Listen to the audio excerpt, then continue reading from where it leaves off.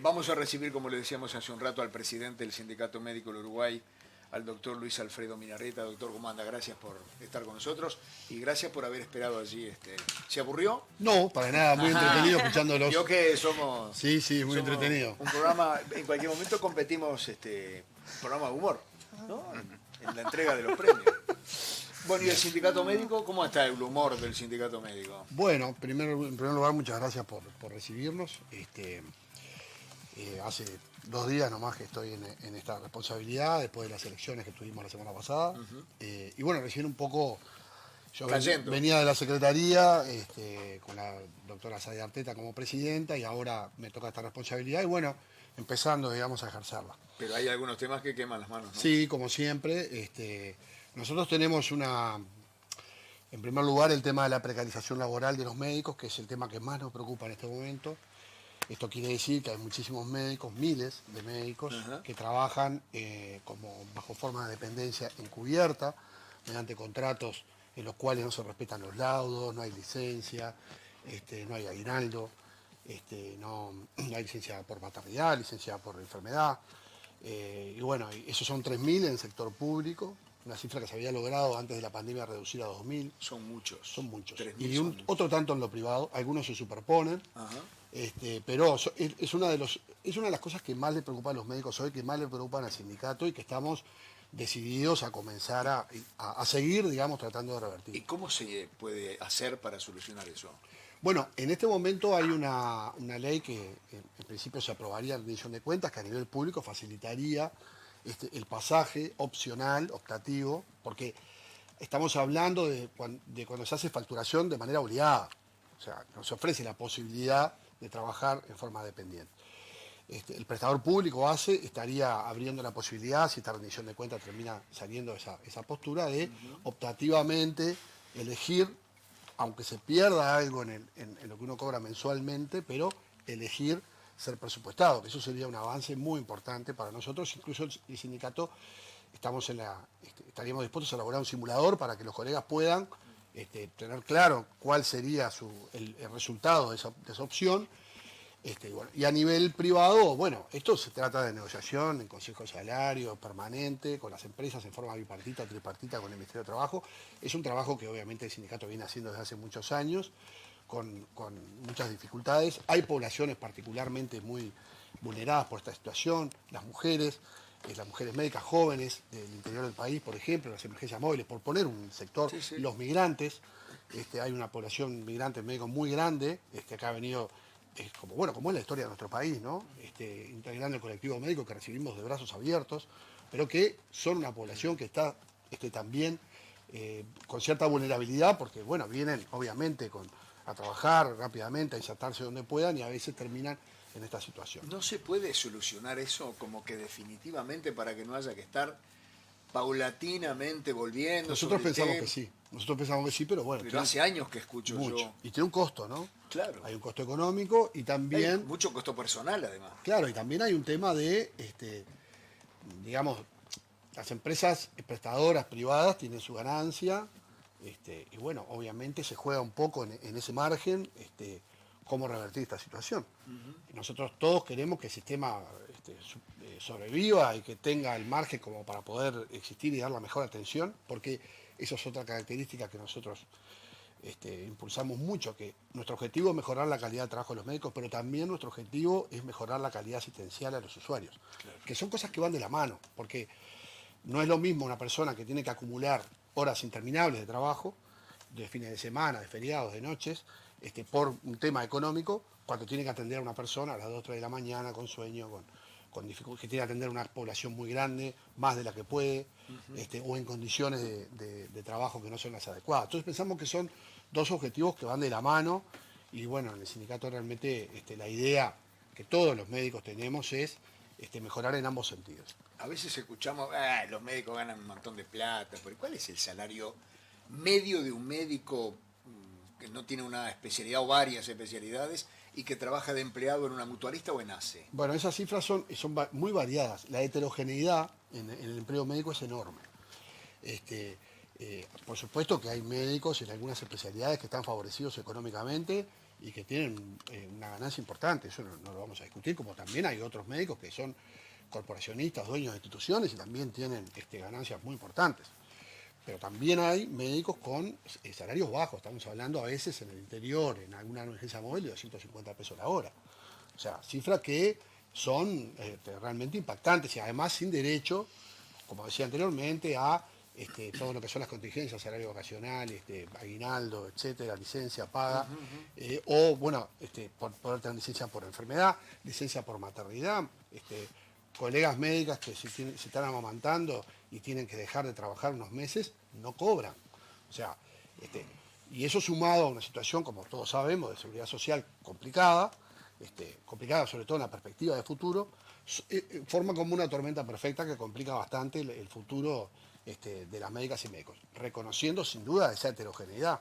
No es, digamos, yo no sabría, digamos, listar Claro, la el ganancia. máximo y el mínimo. La verdad no tengo esos números, pero indudablemente que nosotros estamos preocupados por los que están en la situación más vulnerable y Claro. complicada, y ese es nuestro objetivo, ¿no? Claro, Nadia. José, los hemos tenido aquí muchas veces y uno de los temas que hablábamos anteriormente y lo citás nuevamente tú, es esto de la calidad asistencial. Sí. En algún momento hablamos de que esto de reducir la cantidad de pacientes que un médico o médica atiende por hora, Sí. y además esto supongo que no se resolvió tampoco.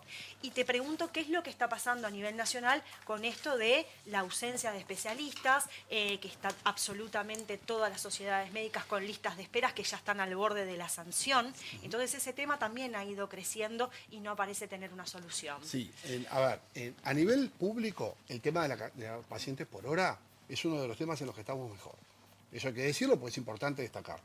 A nivel privado, previo a la pandemia habíamos firmado un convenio que entendíamos muy aceptable, que era aumentar el tiempo de los pacientes en la consulta en la policlínica.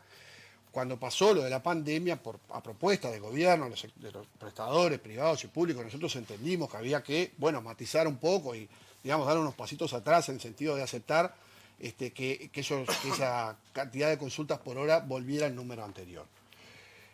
Lo que pasó fue cuando fuimos al Consejo de Salarios pasado, las empresas pretendían estancarse en esa situación. Nosotros reclamamos el cumplimiento del convenio. Bueno, hubo una discusión que llevó meses, que se terminó firmando en diciembre, en la cual se formó una comisión que está funcionando, donde estamos de a poco integrando distintas especialidades a la cantidad de pacientes por hora que habíamos acordado previo a la pandemia. O sea que hubo un retroceso y ahora estamos de vuelta intentando anclar la situación en otro lugar. Es muy difícil, por supuesto que esto tiene un costo, nosotros no somos ingenuos en ese sentido, tiene un costo económico, pero tiene un valor en el vínculo entre el paciente, el médico o la médica, porque es una relación vincular y necesita tiempo para contar cosas, para hacer un interrogatorio adecuado, para hacer un examen físico. Que en 15 minutos, por supuesto, Y no es muy lleva nada. difícil, sin duda. Por supuesto que hay consultas que se resuelven en poco tiempo, porque son más banales, pero eso se compensa con otras que llevan más tiempo. Un cirujano, decía otra vez, comunicarle a una persona que tiene un cáncer de colon no se puede hacer en 15 minutos. Porque hay un montón de preguntas que le surgen, obviamente, a la persona, a su familia, que tienen que ser respondidas tranquilamente, serenamente y dando seguridad. Y muchas veces a ustedes les habrá pasado, se van de la consulta, me olvidé de todas las respuestas que me dieron, porque es mucha información para poco tiempo y eso no es sencillo cuando es la salud de la persona la que está en juego, ¿no? Alberto, ¿Cómo le pregunto? Pues son varias cosas, pero... hacemos otro programa si querés. No, pero en el fondo es preguntarle con todo respeto si el Sindicato Médico Uruguayo tuvo que haber puesto un poco más de energía en todo el tema Casa Galicia. Y me pongo en lo siguiente, Casa Galicia se nos mintió a todos, y mucha gente sigue creyendo que todo el mundo se arregló todo, genial, y todos tienen trabajo. Mentira. Yo planteé el sector más desfavorecido, que son el escalafón más bajo, que no los toman, si los toman no les quieren reconocer lo que hicieron, quedaron por afuera. Pero todo Casa de Galicia, ¿por qué no quedó en manos del Estado? ¿Por qué la termina comprando alguien que está relacionado con quien está en el gobierno? ¿Por qué se compra con un crédito del Banco República, es decir, que lo pagamos entre todos nosotros? ¿Por qué llegamos a esta situación? Y dentro, si uno pone como una barrera, está por este lado el gobierno, los empresarios, el ministro, y por otro lado están los trabajadores, los médicos. El más fuerte de todos es el Sindicato Médico del Uruguay. Entonces, en ese rol, yo le pregunto, ¿no le faltó un poquito más de energía para plantarse frente a hecho que de todos los puntos de vista fue un desastre? Esta solución fue un desastre desde todo punto de vista. Ustedes que son los más poderosos, digamos, de los afectados, ¿no tendrían que haber tenido un poquito más de empuje? Bueno, son muchas preguntas y es un tema súper complejo, pero voy a intentar de a poco contestar algunas, las que puedo, ¿verdad? Primero que todo el proceso tiene diferentes áreas, digamos, donde se resolvió. Algunas tienen que ver con nuestro funcionamiento como sindicato médico y otras no. O sea, la situación que se resolvió derivando de los usuarios de la institución, los 40.000 usuarios, a las 4 instituciones a los que se los fue derivando, no dependió del sindicato médico. Por supuesto, nosotros participamos en la discusión. Nuestra propuesta de solución no era esa, pero fue la que triunfó en el Parlamento, básicamente, ¿no? Democráticamente, a propuesta del Poder Ejecutivo. Eso es lo primero. Y por lo tanto ahí realmente no tuvimos posibilidad de otra solución y son cosas que, créanme, están por fuera de las posibilidades de nuestra institución. Ahora bien, el destino de los trabajadores es otra materia. Y por supuesto que acá lo primero que hay que diferenciar es que hubo una negociación para los trabajadores no médicos, claro, que fue llevada adelante por el gremio no médico de Casa de Galicia en el contexto de la Federación Uruguaya de la Salud, donde hubo, no voy a opinar porque no me corresponde, pero hubo mucha polémica, y es cierto que hay 495 personas que quedaron sin trabajo, lo decía el otro día una compañera que yo la escuchaba del gremio de funcionarios de la ex Casa de Galicia. Eso por un lado. Y por otro lado, el tema de los médicos. El tema de los médicos sí participamos, el Sindicato Médico del Uruguay, junto con el gremio de médicos y practicantes de Casa de Galicia y el Sindicato Anestésico Quirúrgico, en una negociación que se dio a nivel de Consejo de Salario en el Ministerio de Trabajo, porque así lo definió el Parlamento, en la cual nosotros tenemos una conformidad relativa. ¿Por qué digo esto? Porque lo que intentamos hacer, sabíamos que, primero, si había una institución que había cerrado, porque la cantidad de, por ejemplo, funcionarios médicos y que tenían no se podía sustentar con esa capitación FONASA que recibían, era obvio que había una situación ahí que iba a ser compleja de resolver. Nosotros, ¿cuál fue el criterio que utilizamos junto con el gremio local, ¿no?, de médicos y practicantes de Casa de Galicia? Fue que los médicos que tenían un porcentaje de su salario alto en Casa de Galicia, o sea, que por ejemplo el 50% de su salario global correspondía a Casa de Galicia, tuvieran prioridad en términos correlativos. O sea, el que tenía más dependencia de Casa de Galicia tenía que tener trabajo, el que tenía una dependencia menor tenía que tener trabajo, pero de repente no era prioritario. Exacto. Claro. Y después, el que tenía un 15 o 20, gente que hacía 6 horas por mes, bueno, por supuesto que se intentaba que tuvieran, pero estaban en el orden de prelación en otro lugar. En ese sentido, creemos que hay 250 médicos de los 700 que estaban en juego que tienen su trabajo. Por supuesto que el trabajo en condiciones de el 70% del sueldo que percibían, el 70% de las horas que hacían, el 70% del trabajo que realizaban. De todas maneras, es cierto que, lamentablemente, pero bueno, en este caso tuvo su correlación positiva, los médicos en general tenemos más de un trabajo, y de alguna manera se compensó esa situación, lo cual no quiere decir que haya conformidad de parte nuestra, 100% ni mucho menos, pero sí que creemos que se encontró una solución que por lo menos no dejó médicos en la calle, sin nada de trabajo. Eso es así, que es distinta que la situación de los funcionarios no médicos, claro. Quiero aclararlo porque son situaciones desesperantes las que están viviendo. Después está otro capítulo que es los créditos, ¿verdad? Que es un poco lo que supongo que querían preguntarme de la reunión que hubo ayer. Y quiero en esto tratar de ser claro porque también fue una negociación complicada. Nosotros siempre manejamos todas estas soluciones en el entendido que se nos planteó desde el Poder Ejecutivo de que los despidos y todos los créditos pre- y postconcursales, los preconcursales eran las deudas de salario vacacional, la aguinaldo, y los postconcursales, los despidos, iban a ser cubiertos por el Fondo de Insolvencia Patronal, que administra el Banco de Previsión Social, y que tiene un tope de hasta 105.000 unidades reajutables por persona, que son aproximadamente unos 600.000 pesos. Eso era, estoy hablando, ahí sí estoy hablando de todos, médicos y no médicos, ¿no? Quiero hacer la diferencia porque es distinto que lo otro. Esto es de todos.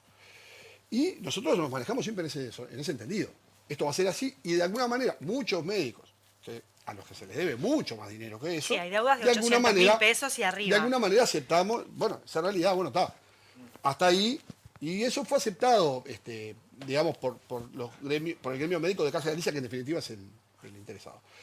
El tema es que cuando llega el momento se nos dice, bueno, que no, que en realidad el fondo de insolvencia patronal no es suficiente, que no da para pagar eso, y que se manda una ley por parte del Poder Ejecutivo al Parlamento, en la cual se genera un fondo para cubrir lo postconcursal. El tema es que el tope que se está poniendo ahora son 30.000 unidades ajustables. Son que 170 y pico mil pesos. Entonces, hay una diferencia enorme entre lo que se nos prometió, que de alguna manera ustedes tendrán que comprender. Nosotros hicimos los acuerdos en función de que entendíamos que eso era el tope que se iba a utilizar, el de 600. El fondo que propones es un 8 millones en total sobre Claro. 46, que es el total de las deudas Sí, acumuladas. para llegar al tope ese de 600 serían 26, porque 26. el 42 es toda la todo. deuda, ¿verdad? O sea, sin los topes. Sí. La verdad que me causaba un poco, ahora estaban hablando ustedes anteriormente de 14 millones y no sé cuántos millones. ¿lo de Bielsa? Sí. No, con todo respeto, No, todo sí, respeto. sí, sí. Pero No, sí, digo, sí. fíjense la cifra de la que estamos Sí. hablando Claro. y la comparación. Perdón, no hay plata para el fútbol femenino y no había plata para aumentarle 7.000 Por pesos por mes a supuesto, lo de yo, la B. yo de eso no tengo opinión, ¿Eh? digamos, pero quiero decir, digo para tener la magnitud. Entonces, bueno, nosotros estamos manejando algunas alternativas y ya está habiendo contactos con el Poder Ejecutivo a ver si ese fondo se puede aumentar un poco, porque el Poder Legislativo no lo puede hacer, porque es esa iniciativa del Poder Ejecutivo. También estamos planteando otra posibilidad que sería que las personas pudieran cobrar de las dos cosas y no una sola, porque lo que está planteado ahora es que si cobras por el Fondo de Insolvencia Patronal, Claro. no cobres por la ley. Bueno, buscar una manera de que realmente, porque digo, estamos hablando de derechos adquiridos, no estamos hablando sí, de un sí. premio, no estamos hablando de un premio consuelo, no estamos, No. estamos hablando de derechos adquiridos y que bueno, que deben, y aceptando ya un tope que de por sí es para muchos es bastante menos de lo que corresponde. José, ellos plantean que este fondo es optativo, que ustedes pueden elegir entre aceptar esos 173.000 pesos o, en tal caso, ir a juicio. Ahora, en caso de elegir ir a juicio, ¿contra qué cuando no hay bienes a los cuales ya Y bueno. cobrar y compensar Sí. las deudas? Y bueno, sí, eso es un contra qué, es un problema. ¿Contra no qué? lo sabemos. Pienso No, en la inequidad que hay, ¿no? Porque un médico va a juicio, bueno, es un médico. Pienso en esta señora que me contactó, que era artesanera, jefa de familia, que no está ni siquiera en el sindicato de las enfermeras, está en la CNADA. ¿A quién le va a hacer un juicio? Claro, Acá el hilo se cortó por lo más fino, pero por lo más finito. Acá hay gente que quedó en la calle, y yo veo que nadie ni siquiera la escucha, ni siquiera la recibe, ni siquiera saben qué pasa esto también. Esto es terrible. Una cosa que me parece importante también destacar, que todos estos cobros, si en algún momento suceden, no son inmediatos, y por supuesto lo que estamos pidiendo es que los primeros que cobren son los que quedan sin trabajo. Claro. Es una cosa, parece de perogrullo, pero hay que decirla. No estamos planteando ser los primeros en cobrar, los médicos, nada por el estilo. Hay 500 personas, como dicen los no médicos, que están en esa situación desesperante, que nos parece lógico que sean los primeros en acceder a estos fondos. Y también hay otro temita, porque como les decía es complejo, que la idea del Parlamento era generar una bolsa de trabajo de la cual las instituciones que tomaron esos socios, si van a tomar funcionarios, los tomen de ahí. Y eso tampoco se está Tampoco cumpliendo. Entonces, y eso que requiere control del Ministerio de Trabajo, del Ministerio de Salud, ¿Y por qué no controla? y bueno. No es También una se lo pregunta voy a para preguntar a nosotros. él. ¿Cómo ven ustedes el Hospital del Cerro, que hay problemas con los anestesistas? Bueno, sí, hay problemas porque, claro, el tema es que se llaman a concursos de cargos con remuneraciones que para muchos colegas no son buenas. Yo no conozco el tema de los anestesistas, o sea, no es que no lo conozca. Sé que el tema de los anestesistas en particular se estaría solucionando por lo que he escuchado últimamente. Nosotros estamos preocupados porque los cargos de pediatras, por ejemplo, y otros especialistas de medicina general, no se están llamando como funciones de alta dedicación. Y nosotros tenemos el convencimiento de que la forma de retener a la persona y de que tenga un solo lugar de trabajo y que sea su lugar, el que siente, el que más siente para trabajar, el que se siente más cómodo, el que tiene compromiso, sea uno solo y sea, en este caso, el Hospital de Cerro. Y siempre trabajamos bajo la concepción de que esos cargos deberían ser funciones de alta dedicación. Y se llamaron como cargos comunes. Y el problema es que tiene que los médicos no se presentan muchas veces. Claro. Porque además es un lugar donde sabemos que hay muchísimo trabajo. Y Sí, más bien. Digo, Más muchísimo bien. trabajo y nos parece bien que haya un lugar donde se puedan resolver situaciones que hoy en día tienen que trasladarse a otros lugares para resolverse. Bueno, sí, ¿no? ya se hizo 2 llamados, creo que iba a ser otro Sí. más porque estaban desiertos. Eso es un problema, porque las condiciones de trabajo y las condiciones salariales determinan, porque no hay desocupación médica en este momento, por lo menos, digamos, en un número que sea una preocupación esencial nuestra. Entonces, es lógico que los colegas eligen para trabajar o se presentan a trabajar en los lugares donde se sienten más cómodos y más respetados por las condiciones de trabajo y por las condiciones salariales. Tomás. Doctor, hay un tema que preocupa fundamentalmente ya hace bastante tiempo a los usuarios de las mutualistas, que es la demora en obtener Sí. hora para un especialista, sobre todo para un examen, para una operación, 3 meses, 4 meses. Es un problema que realmente al usuario le preocupa y que hasta ahora no ha tenido una respuesta clara. Al usuario le preocupa y a nosotros nos preocupa mucho porque cuando uno ejerce esta profesión, obviamente como cualquier profesión, porque es un modo de vida, es un medio de sustento, pero además quiere tener resultados acordes de sus pacientes. Quiere que sus pacientes anden bien, tengan el contacto con el especialista que deben tener en la oportunidad en que lo deben tener. Y entonces eso frustra mucho y dificulta el trabajo nuestro. Después de la pandemia, y está bueno hacer la diferencia, porque es cierto, no podemos olvidarnos de que eso sucedió, esas listas de espera y demoras se multiplicaron. Pero también es cierto que las instituciones en la pandemia tuvieron un ahorro. Lo tuvieron. Si bien es cierto que se adeudan muchos tests de los que hizo el ministerio, de los que hacían las instituciones, hubo un ahorro. Nosotros pensamos que eso tiene que volcarse, porque por supuesto que todo esto tiene un trasfondo económico y de gestión, porque son las dos cosas, ¿no? Gestionar bien, y por otro lado, gestionar bien quiere decir también tener una rectoría, o sea, el Ministerio de Salud mirando y diciendo, acá hay una demora que no debe haber. Por eso te decía acá- hoy que están al borde de la sanción, Y porque bueno, algunas iban a han sido marcar sancionadas. sanciones. Han sido sancionadas algunas. Pero O no cambió. multas. Y bueno, no cambia. Capaz que, digamos, uno no está atrás de la multa, Claro. sino de que las cosas funcionen. Mejoren. Y mejoren. Y bueno, y eso requiere inversión y requiere gestión. Nuestra tarea, obviamente, no es gestionar, pero vemos sí que hay un espacio para modificar. Hay temas que tienen que ver con esto también, que si una persona, ustedes se imaginarán, si una persona le dan hora para dentro de 6 meses, es muy probable que esa persona a esa consulta después no vaya. por ejemplo. Sí. Con lo cual el retraso se autoalimenta, porque eso genera que hay un lugar que no es ocupado. O sea, la gestión de ese retraso y solucionarlo, digamos, a la brevedad o con velocidad, debería ser una prioridad de las instituciones. Eso es lo que no estamos viendo, que sea una prioridad, que estemos todos preocupados por lo mismo. Seguro, porque con multas esto no se arregla, No. no es el tema, no es bárbaro. Multas es una sanción. No, acá, como usted dice, doctor, y lo he seguido un poco el tema por la preocupación que esto genera, tiene que ver con la gestión de los recursos humanos de la institución y, como usted dice, en algunos casos, evidentemente, para algunas especialidades se requiere inversión. Sí. No hay magia en ello. Y en algún momento un cambio sustancial de muchas cosas, ¿no? Me quedé con el cerro. Usted dice que, bueno, los médicos no hay desocupación. Anestesistas no tienen desocupación. ¿Y por qué no tienen desocupación? Porque son pocos. ¿Por qué no hay más? ¿Por qué se están con la oferta y la demanda? Porque en el cerro, seguramente para la limpieza, para enfermera, hay lista de espera. Ahí hay desocupación. Sin embargo, para alguna tarea específica, alguien puede elegir. Y está bien que pueda elegir, pero estaría mejor si fueran muchos los que pudieran elegir y no un grupo. Y eso pasa sistemáticamente hace muchas décadas con algunas profesiones. Usted lo sabe, doctor, Totalmente. que los que entran allí tienen la suerte o por la familia. En fin, esos cupos que siempre se establecen, que tienen esta posibilidad de decir, no, ahí no voy. Y Es otra muy- gente está desesperada para entrar. Es muy correcto, interesante lo que planteas, es así. El tema es, ¿quién determina cuántos urólogos tiene que haber en el Uruguay? Nadie ni debe. ¿Quién me parece. determina Psicólogos. dónde deben estar? Hoy, psicólogos. Claro, también cómo se distribuyen, ¿no?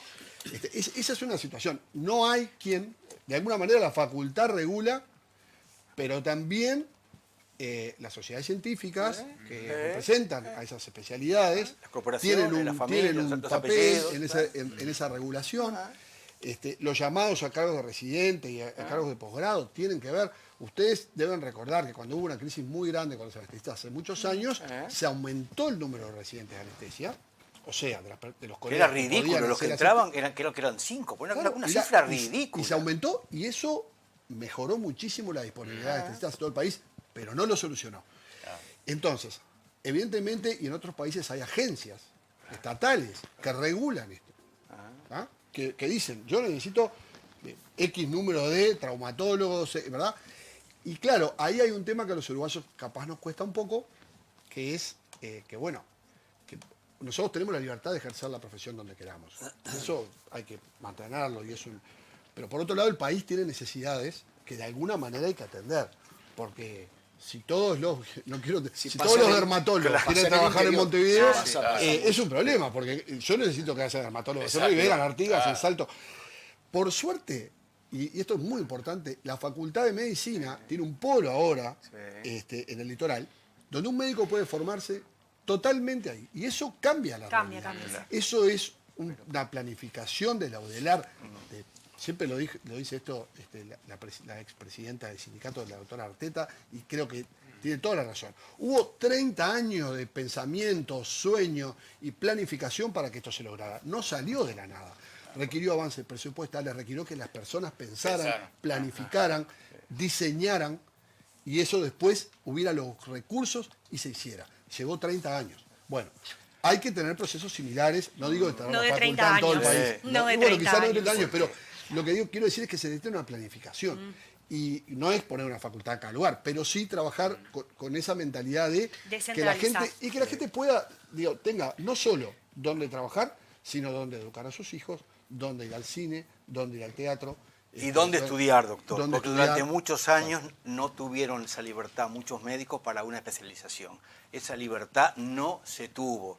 Creo que está un poco mejor ahora, pero igual no es lo que tendría que ser de libertad. Siguen habiendo cupos, sigue habiendo allí una cosa que para algunas especialidades entran algunos nada más y no puede entrar todo el mundo. Sí. Y eso está mal. Pero eso tiene un correlato, ¿no?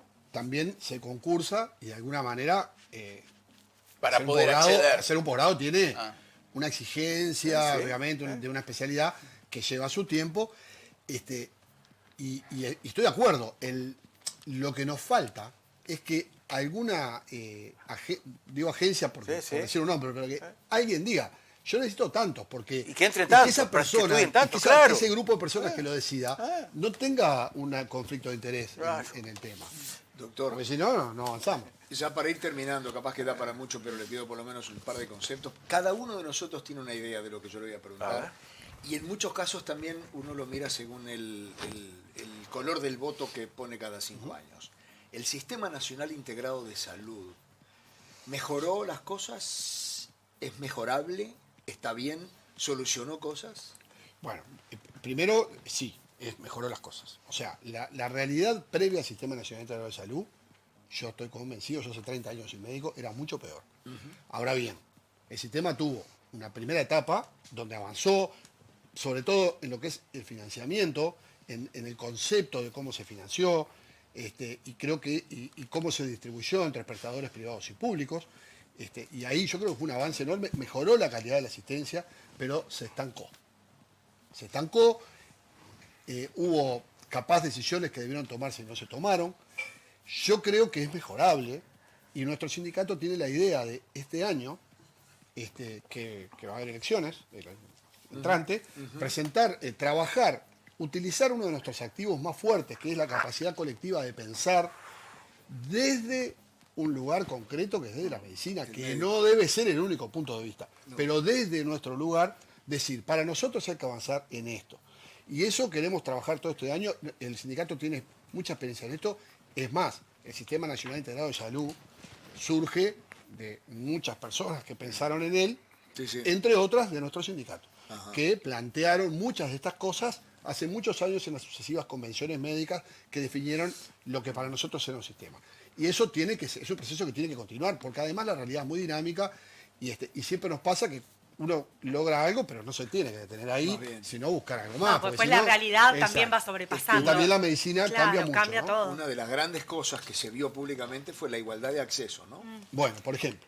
Pero después uno escucha todo el tiempo que tal mutualista está desbordada, que no hay profesionales. Solo entonces- les quiero una cosa en la que a veces no pensamos, ¿no?